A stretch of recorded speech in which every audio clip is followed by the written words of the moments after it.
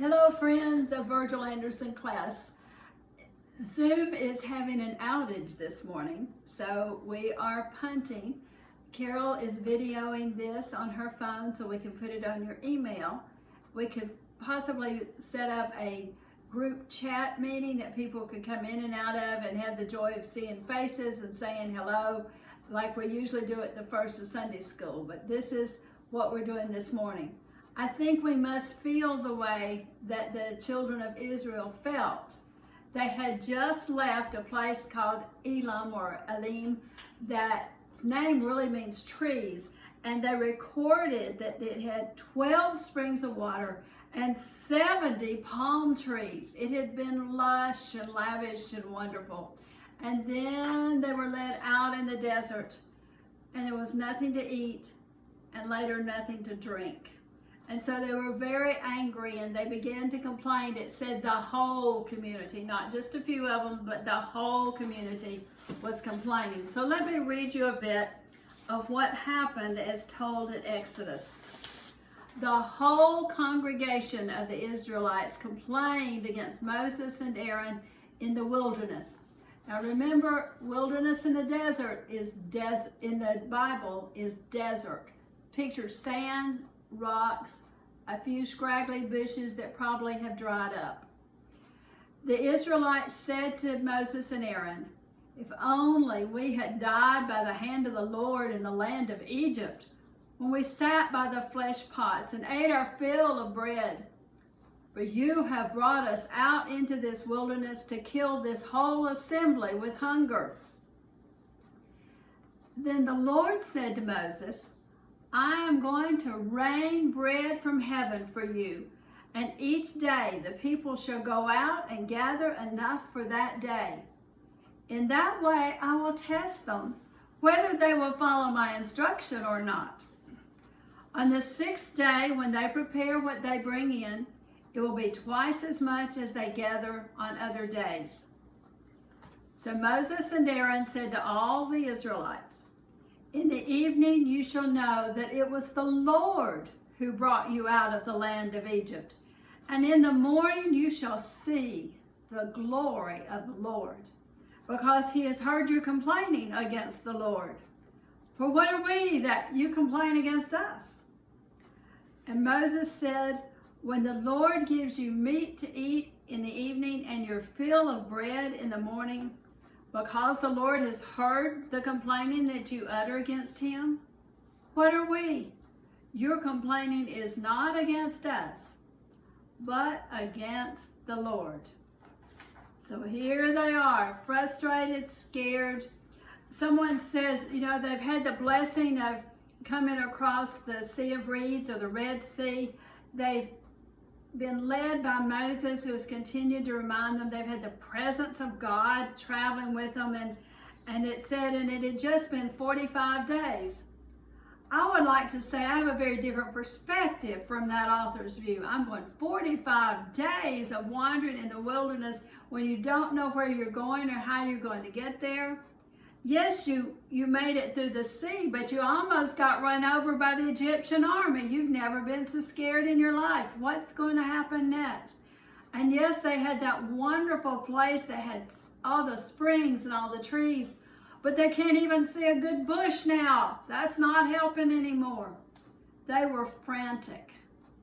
And so God said, "I will provide your needs, but I will test you as well, whether you will follow instructions." And I can't help but think that that's true of us in this time with dealing with the viral problem that we've got. We've been given permission to go places, but we've been told, keep your distance, wear the mask, stay safe.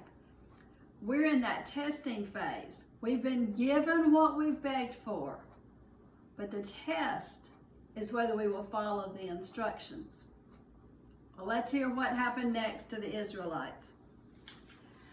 Moses said to Aaron, "Say to the whole congregation of the Israelites, draw near to the Lord, for he has heard your complaining." That's the ultimate go to the principal's office invitation.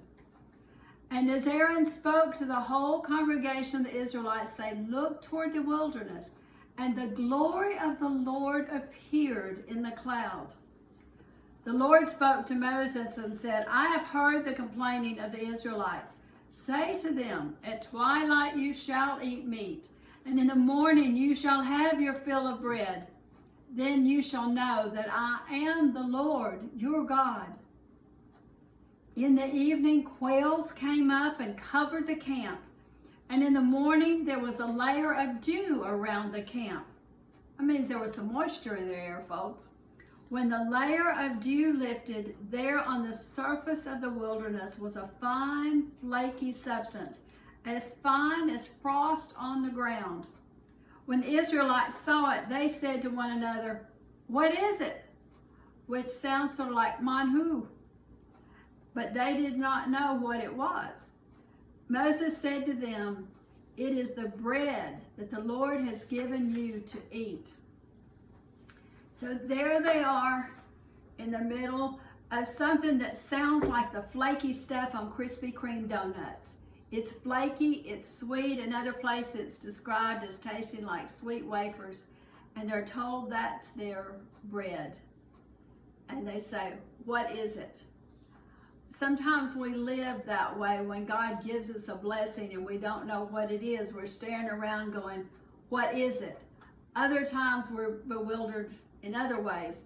Carol, my sister, scattered wild flower seed a number of places around our house.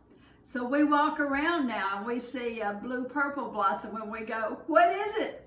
And we look over here and here's a little bell-like thing that's a pale violet and much shorter. We go, what is it? And then there's a tall one and it's also blue and we go, what is it?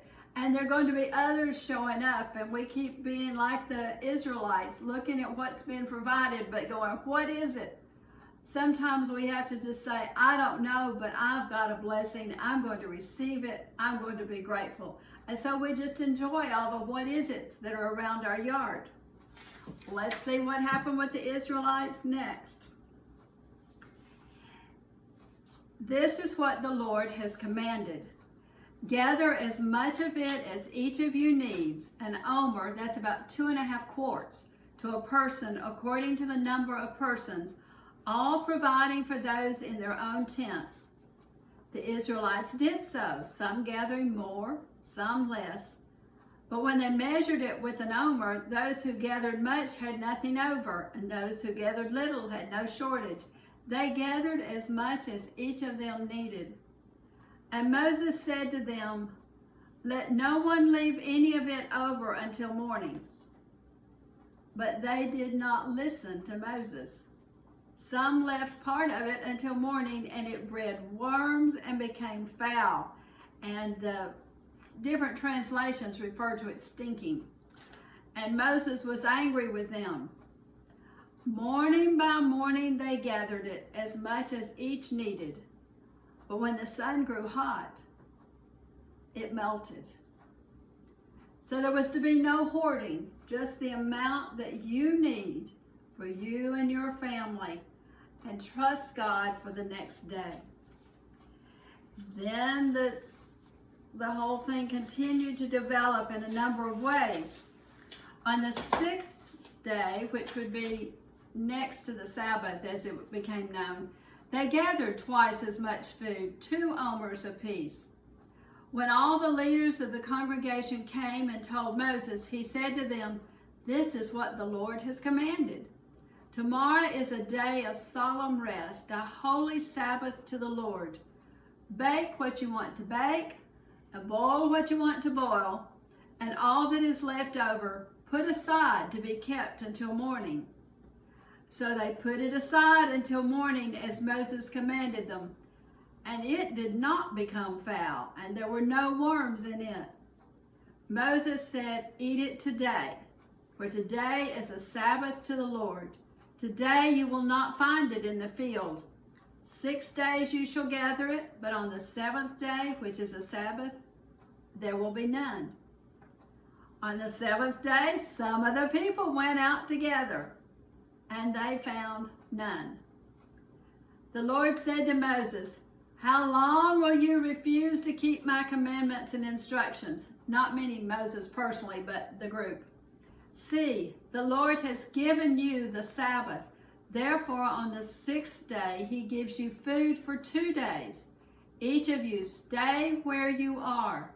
Do not leave your place on the 7th day. So the people rested on the 7th day. Again, it sounds like our situation of the shelter in place and the frustration of people wanting to go out and keep doing the same things they've been doing every day and pick it up. I was struck as I read this passage and the passage from Numbers 11 that gives other kinds of details about the people's required participation in the blessing of God. God did not deliver it into their homes each morning in a little sack. They had to go out and they had to gather it. 2.5 quarts a person. This is getting heavy, folks, and they're having to work at it.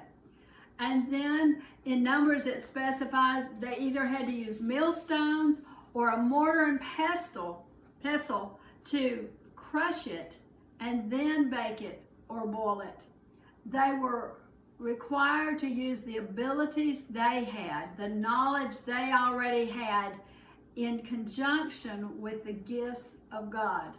Now they were missing some things, and in Numbers they mentioned some things they were missing. They were missing the fish from Egypt. They were missing the cucumbers, the melons, the leeks, the onions, and the garlic. Bill said they wanted a Greek restaurant's what they wanted. They were missing all the flavors, and they got frustrated and bored and angry about that, and God had some talking with them about that part too. We struggle when life doesn't have the usual stimulating events and places to go and things to do, to be grateful for what we have, to find the quiet things. I lived for a little while out on the northeastern plains of Colorado, and they're not table flat, but they are pretty flat. And the only trees that are out there were planted by people long ago and scattered out far, except for a very rare cottonwood tree. And it took me a long time to see the beauty, because I was used to East Tennessee. I was used to hills and mountains and trees and bushes and grasses and flowers and all the things that we take for granted. And I had to learn to see the beauty of the plains. But as I quit trying to demand that they be, in my mind, that they be East Tennessee mountains and hills, I began to see there was a beauty to the grasses and the way that when the sun is low, it can go way, way, way across and just light everything up in a very magical way. And the horizon is so much bigger. Those of you that grew up in flatland sometimes have a problem with our mountains because they close in your horizon. I just thought the mountains always led us up to the presence of God. But you get used to this fact that you can just see forever and the beauty that's there. This week, I would urge you to keep looking for the beauty that comes out of the unexpected. They thought the desert had nothing to offer them, and it offered life-giving bread. They may have called it what's it, and they had to work to eat it, but it was there. It even brought the passage of the quail that would come across sometimes, and God brought them right at the right place and the right time to feed the people who desperately needed and wanted meat. Watch for the blessings that come out of the difficulties, that come out of the solitariness, that come out of the time to do things differently. Receive those blessings. Work to receive them, but receive them with gratitude and joy. And then next week we'll move to the grace of God, not just in a situation of need, but for the need of our souls for all eternity. 2 weeks from now is Pentecost. If you have something red that you can wear for Pentecost Sunday, that will be wonderful. At the close of our meeting notes each time are the readings for the whole week, and they tell you which one will be the Sunday reading. So find those readings if you'd like to read ahead or have a daily reading passage to do. Thank you. Bless you. As I put in the email, you may not have found it. Don't cuss Zoom. Pray for them. They're having outages everywhere. Thank you. Bye-bye. Love you, folks.